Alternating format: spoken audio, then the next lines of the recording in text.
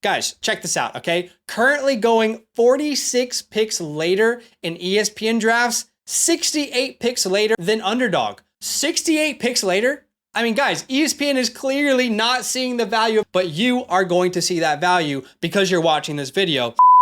If you are playing in an ESPN Fantasy Football League this year, then this is the video for you. We're going to identify the 20 best picks for fantasy drafts on ESPN. We're going to look at other platforms and see where the best value is compared to where other platforms rank these players. Now, we're going to go through quarterbacks, running backs, wide receivers, and tight ends. So regardless of what position you're looking for, check out the time codes because I got you on today's video. Let's win some ESPN Fantasy Football Drafts, okay? The first running back we're going to talk about is Chuba Hubbard. Chuba Hubbard is so cheap on ESPN, it's actually ridiculous. He is currently going 31 picks later on ESPN than he is in sleeper fantasy football drafts. Huge value. You got to take him if you're going 0 RB on ESPN. Jonathan Brooks is clearly the guy to own second half of the season. I think he's a league winner. However, he is coming off a torn ACL that happened in December of 2023. Carolina should be cautious with Jonathan Brooks. They invested a second round pick in him. He's a young player. He's a foundational piece,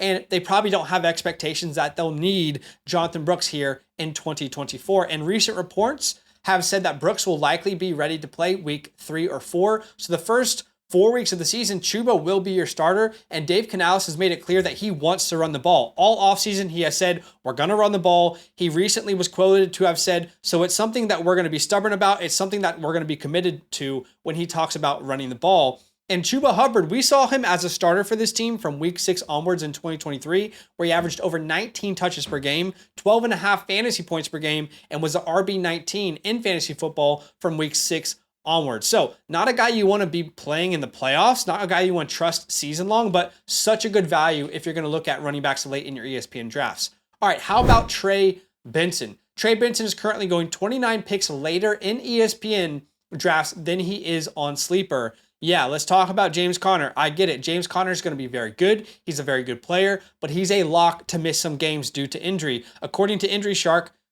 we have never seen James Conner play a healthy season in his career, and they give him an 88.4% chance of injury this year in their database and 2.8 projected missed games. Those are the 5th and 12th highest marks amongst running backs for them. And Trey Benson's a round 3 NFL pick. Let's look at some running backs who have made instant impacts as round 3 NFL picks, recently. Devon Achane, Tajay Spears, Brian Robinson, David Montgomery, Devin Singletary, Alvin Kamara, Kareem Hunt, all third-round NFL draft picks that made instant impacts for their teams, and they had pretty good running backs ahead of them as well. And by the way, Benson's just like very, very good. Size, speed, burst, short area quickness, strength through contact, pass catching ability. He can do it all, and he has had 0 fumbles on 316 career attempts. So if they need to rely on him, if James Conner goes down with an injury, I believe they'll be able to. All right, the third running back we're going to talk about is Gus Edwards. Gus Edwards is going 23 picks later in ESPN drafts than he is on Sleeper. 2 full rounds later for Gus Edwards on ESPN. Why? It makes no sense to me. Gus is a must draft this year. He should be the RB1 on a run-focused offense. If you look at Greg Roman and Jim Harbaugh's led offenses in the NFL, Greg Roman as an offensive coordinator, this is what he's done in Baltimore, right? Average over 33 attempts on the ground per year. He's been in the top 6 in rushing attempts per game amongst NFL offenses every time he's been an offensive coordinator for the Baltimore Ravens. And then if you look at Jim Harbaugh, his offenses from 2011 to 2014 in the NFL with the 49ers, he as well averaged over 30 rushing attempts per game. If you're going to go 0 RB, this is like the best target late in your drafts. He should be on a good offense. He should be the number 1 weapon. He might fall into 10 rushing touchdowns again. All right, the fourth running back we can target is Raheem Mostert, currently going 20 picks later on ESPN than in sleeper drafts. And by the way, the reason I'm mentioning sleeper drafts is just people who play on sleeper, they're a little bit more active throughout the season. The ADP changes more often on sleeper. We'll talk about underdog. This is just where some of the sharper people play, if you will, the guys who are obsessed with fantasy football. So Raheem Mostert going 20 picks later than sleeper. this year. And on average, you have to draft Achane 64 picks ahead of Raheem Mostert or 5.5 rounds earlier. So this is the affordable way to get a share of the Miami backfield, which, by the way, last year, the Dolphins had the most fantasy points from the running back position. And by the way, I'm not anti-Devon Achane. It's just, if you look at what these guys did last year, fantasy points per game, touches per game, it's hard to really pay that price for Devon Achane. And ask yourself, if Achane and Mostert have similar roles this year compared to last year, are you going to regret taking Raheem Mostert? I think you will be very, very happy. All right, the fifth running back we're going to target is downtown Chase Brown, currently going 17 picks later in ESPN drafts than sleeper and 30 picks later than underdog. Important to say this, set low expectations for Chase Brown this year. The likely outcome in Cincinnati is that this is a split backfield between himself and Zach Moss. However, it's a very cheap RB4 or RB5 on your roster. With Joe Burrow leading this Cincinnati offense, the RB1 in Cincinnati, whoever that might be, maybe it's Moss, maybe they split a backfield, but you can see how good Joe Mixon has been for fantasy football in this offense, even though he's been wildly inefficient. You can see his yards per carry hovering around 4 yards per carry each of the last 3 years, but each of the last 3 years averaging over 15 points per game, including a season as a top 5 points per game scorer. The fifth running back we're going to target is Jerome Ford. Jerome Ford is currently going 9 picks later in ESPN drafts than sleeper. Nick Chubb, his knee injury is about as bad as it possibly could get, guys. Not only did he tear his ACL, he tore his ACL in the same knee that he tore an ACL in back in college. So 2 ACLs torn, 1 knee, and not only did he tear his ACL, he also tore his MCL, just the worst injury you could possibly sustain outside of an Achilles. And ultimately, I don't project him to be a serious contributor for a while on this offense. And if you look at Jerome Ford from week 2 to 17 last year when he was a starter for this Browns offense, he averaged 52% of the snaps. He averaged 16.5 touches per game, 13.6 fantasy points per game, and in that span finished as the RB13. In that span, he averaged more points per game than Bijan Robinson, DeAndre Swift, and Ramondre Stevenson. So those are the running backs we want to target in ESPN drafts. This does not mean you don't target other running backs, but these guys are just glaring values.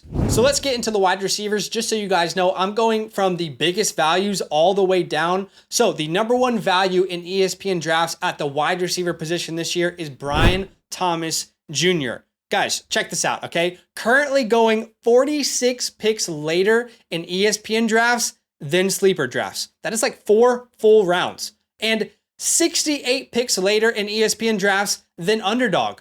68 picks later? I mean, guys, ESPN is clearly not seeing the value of Brian Thomas, but you are going to see that value because you're watching this video. If you look at the Jacksonville Jaguars, they have the 5th most vacated targets in the NFL this year with 251 targets available. That means Calvin Ridley's gone, Zay Jones is gone, Jamal Agnew is gone, and they have left behind 251 targets for someone to eat up that target share. 40% of their target share is available and 18 targets inside the 10. Brian Thomas is a fantastic pick. I think you should definitely be drafting Brian Thomas this year. Do not be afraid to draft him. He's going at the 12-11 in ESPN 12-man drafts. That's incredibly cheap. First round, talented wide receiver, really good in the red zone. Go get you some Brian Thomas as a late round flyer in ESPN. All right, the second wide receiver we are targeting is Curtis Samuel. All right, Curtis Samuel is going 29 picks later in ESPN than he is over on Sleeper, and 61 picks later in ESPN than he is over on Underdog. The Bills, which is a team he's now on, have the second most vacated targets in the entire league.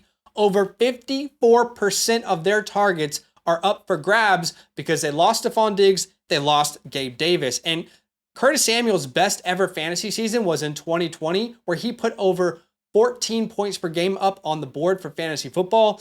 That was in 2020. Guess who his offensive coordinator was that year? It was Joe Brady. Joe Brady, yeah, the same guy who will be his offensive coordinator in 2024 with the Buffalo Bills. Bet on some Curtis Samuel. He's a fantastic pick. The third wide receiver we're targeting is Ladd McConkey, or as I like to call him, Ladd the Space Creator, because all my guy does is get open. It's 7-11 constantly, 24/7. Ladd McConkey is currently going 32 picks later in ESPN drafts than Sleeper and 48 picks later in ESPN drafts than Underdog. the Chargers have the most vacated targets in the entire NFL. They have 395 targets vacated, meaning 395 targets available in the offense that were counted to players that are no longer on this team. They are gone. Keenan Allen, Mike Williams, Austin Eckler, Gerald Everett. All right, 63% of the Chargers' target share is up for grabs. Insanity. Do not be afraid to draft Ladd McConkey. I know everyone's saying, well, the Chargers are going to run the ball. The Chargers are going to run the ball. Sure, they're also going to throw the ball, guys. Like, they're going to also have to throw the ball. And Jim Harbaugh has had a ton of success with fantasy wide receivers in his offenses as an NFL head coach. Let's go back to his Niner days, okay? Michael Crabtree in 2011 was the wide receiver 27. Then in 2012, the wide receiver 15. In 2013, he had Anquan Bolden as a wide receiver 15, and Vernon Davis is a top 5 tight end in fantasy football. And then in 2014, Anquan Bolden was a wide receiver 18. Yeah, so worst case scenario, Jim Harbaugh's worst fantasy wide receiver in the NFL was wide receiver 27. There is going to be huge value in the Chargers offense. All right, the fourth wide receiver we are targeting is Malik Neighbors, currently going 25 picks later in ESPN than Sleeper and 39 picks later in ESPN than Underdog. The Giants have 130 vacated targets. Over 25% of their target share is available. No Saquon, no Darren Waller. Trust me, you want to bet on rookie wide receivers with a profile like Malik Neighbors. Wide receivers that are drafted top 6 in the NFL draft in the last 5 years. There's 2 of them. Their names are Jamar Chase, Jalen Waddle. And in those players' rookie seasons, both of them smashed their ADP, like absolutely destroyed their ADP. Malik Neighbors should do the same. And if you look at wide receivers drafted in the top 10 in the last 5 years, this is their average target share. Chase, Waddle, Smith, London, Wilson, on average, 24.7% of the target share as a rookie. Neighbors might get an even higher target share than some of these names. The fifth wide receiver we are targeting is Rashee Rice, aka the Pizza Man. If you know, you know. Currently going 29 picks later in ESPN than Sleeper Drafts and 43 picks later in ESPN than Underdog Drafts. Let's remove the off-field issues, okay? What's not to love about Rashee Rice if we remove the off-field issues? He had one of the best rookie wide receiver seasons ever for a Kansas City Chief. If you look at Rashee Rice and all of the Chiefs rookie wide receivers all time, he was 3rd in targets, okay? 1st in receptions, 2nd in receiving yards per game, and 2nd in receiving touchdowns. Oh, and by the way, he's connected to the best quarterback of our generation, and he was the guy. We've already seen him being able to be the guy for this team. If you look at week 11 onwards for the Chiefs after their bye week, he was a wide receiver 9 in fantasy football. He was averaging 17 points per game. He was getting almost 9 targets per game. From week 11 onwards, he averaged more points per game than Mike Evans, Michael Pittman, Brandon Ayuk, Devonta Smith, DK Metcalf, Chris Olave, Cooper Kupp, Jamar Chase, AJ Brown, Garrett Wilson, and Stephon Diggs. Do not be afraid to draft Rashee Rice. His court case is not going to happen at any point that's going to interrupt this season. He is a safe pick, and that is the only reason he's available so late down draft boards. The 6th player we are going to target at the wide receiver position is Tank Dell, currently going 19 picks later in ESPN than Sleeper Drafts and 37 picks later in ESPN than an Underdog. He has just as much of a chance of being this team's wide receiver 1 as any other wide receiver on that offense, and I stand by that.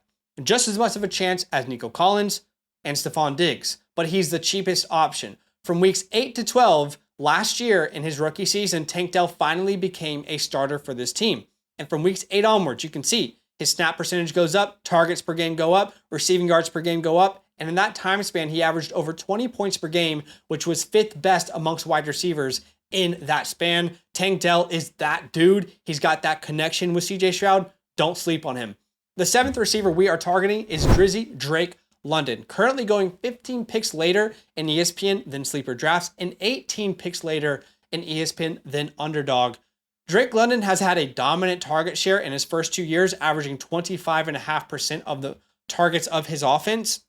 He's been peppered with those targets. The issue has been he has been stuck on a low passing volume offense. If you look at the Falcons versus the Vikings in the past 2 years, the Falcons 31st and 25th in passing attempts. The Vikings third and fourth in passing attempts in the last 2 years. What's the big difference between those two teams? One had Kirk Cousins, one had absolutely nobody worth talking about in Marcus Mariota and Desmond Ridder. And yes, shade intended. Imagine what London could have done as the wide receiver one in a Kirk Cousins-led offense. Don't overthink it. Go draft you some Drake London. He is very reasonably priced on ESPN. Now, not only is Tank Dell reasonably priced, so is Nico Collins. Nico Collins on ESPN is like very reasonable compared to every other platform. He's currently going 9 picks later in ESPN than Sleeper and 21 picks later in Underdog. ESPN, like I said, the one site where Nico Collins draft, price is reasonable. He's the 402 in a 12-man draft on ESPN right now. And we know this. Nico averaged over 17 points per game last year with CJ Stroud. Then he gets a contract extension. ESPN is a one league where I feel really comfortable paying the price for Nico Collins. All right, let's move on to tight ends. Then we'll get to quarterbacks. At tight end, how about Brock Bowers? Currently going 38 picks later in ESPN than he is in Sleeper. I get it, he's a rookie tight end, but we are seeing rookie tight ends produce quicker and quicker. Sam Laporta last year, and then we also had Dalton Kincaid last year, who finished as a top 12 tight end. There is reason to believe that with his profile, with his draft capital, with how talented Brock Bowers is, how good of a prospect he is, he could produce from day one. All right, how about Kyle Pitts? Kyle Pitts is currently going 18 picks later in ESPN than he is in Sleeper. And friendly reminder, guys, the last time Kyle Pitts had even average quarterback play, and it was his rookie season with Matt Ryan. In that rookie season, Kyle Pitts made history, okay? He was one of 2 tight ends with 1,000 receiving yards as a rookie, all right? One of 5 tight ends with at least 68 receptions, one of 4 tight ends with 110 targets, and one of 3 tight ends with 15 plus yards per reception. This is in the last 20 years, guys. He's made history as a rookie. And since that time, he's had terrible quarterback play. Marcus Mariota, Desmond Ridder, they've been bottom of the league in passing efficiency and passing grades. Now he gets Kirk Cousins, who we just saw make TJ Hawkinson a fantasy superstar. Do not second guess Kyle Pitts. He's a great pick. How about Dalton Kincaid? Currently going 15 picks later in ESPN than he is in Sleeper. The Bills, like we talked about with Curtis Samuel, second most vacated targets in the NFL. I predict Dalton Kincaid is going to be the number 1 weapon in this offense as far as target share goes. All right, the fourth tight end we're going to talk about is Trey McBride, who is currently going a full round later in ESPN than he is on Sleeper. If you look at McBride's averages with Kyler Murray in 2023, he averaged over 8 targets per game, almost 7 receptions per game, about 15 fantasy points per game, and was a tight end 4 from when Kyler Murray joined this team onwards. Remember, last year, the tight end 1 was Sam Laporta, and he averaged 14.1 points per game.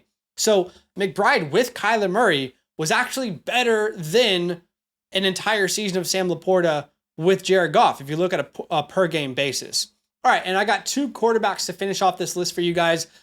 Let's talk about Jaden Daniels first off. Currently going 9 picks later in Sleeper and 22 picks later on Underdog, or on ESPN compared to Underdog rather. And Jaden Daniels just has that rushing upside. If anyone's going to be the surprise quarterback this year, it might be Caleb Williams. But Jaden Daniels, because he can rush for 500, 600, 700 yards, he's so electric. He's the only player in college football ever to have 350 passing yards and 200 plus rushing yards in a single game. He is dynamic. Do not be afraid to bet on Jaden Daniels late in your drafts if you're going to skip on some of the elite quarterbacks. And the next name is Kyler Murray. Kyler Murray, a guy who's already in his career averaged over 20 points per game in 2 seasons, currently going 9 picks later in ESPN than Sleeper and 15 picks later than in ESPN than Underdog. Sorry, words are hard. So, all right, big breath.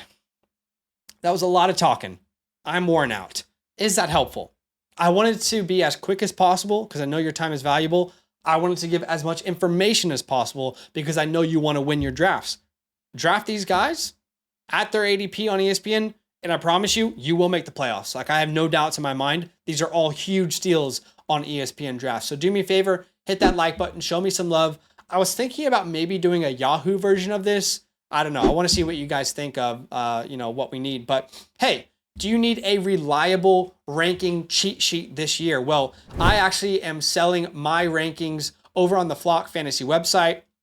If you want access to it, all you have to do is be a Mother Flocker member with the promo code LAND on the Flock Fantasy website. Check out the pinned comment. Not only do you get my cheat sheet, which is printable and you can mark off as you go, you also get all the premium tools on the website, right? The rankings electronically, the articles, the databases, the draft guides, and the My Teams feature, the trade calculator. So if you want to support the show and win your fantasy football drafts, then consider checking out the pinned comment. Otherwise, we appreciate you. Go kill your fantasy draft, and thanks for watching. Now that those idiots are done talking, who needs some rankings? Hell yeah, I need some rankings. Then use promo code LAND, LAND, for 30% off any membership at flockfantasy.com. Oh.